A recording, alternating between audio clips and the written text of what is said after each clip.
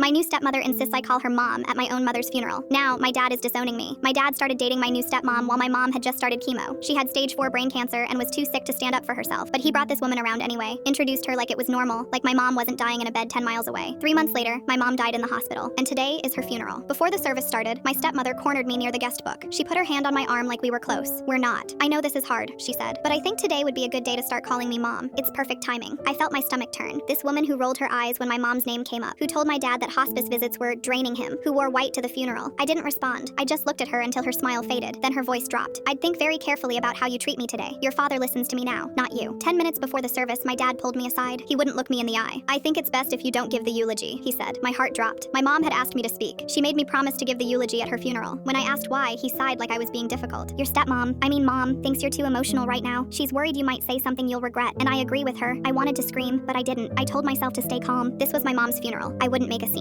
I walked into the reception hall to clear my head. That's when I saw the photo boards. My aunt had spent weeks putting the photo boards together. Pictures of my mom growing up, her graduation photos, her holding me as a baby. But something was wrong. Half of the photos were gone. In their place were photos of my dad and stepmother, their vacation, their photo shoot pictures from JCPenney, a selfie of her and my dad from 2 months ago. I felt sick. I found my aunt in the corner. Her arms were crossed, undeniably furious. Your stepmom made me change the photos this morning, she whispered. She said it wasn't fair that she wasn't represented. I walked straight to my stepmother. I kept my voice low. You took down photos of my mom at her own funeral? She didn't even look at me, just stared at her new manicure. This is about family, she said. I'm family now. I was fuming. I walked away before I did something I'd regret. The service started. I sat in the front row, fists clenched, waiting for the pastor to speak. But then my stepmother stood up and walked to the podium. No one told me she was speaking. She looked out at the room with this sad, rehearsed expression. This has been such a hard season for our family, she began. She talked for 5 minutes. She mentioned my mom's name once.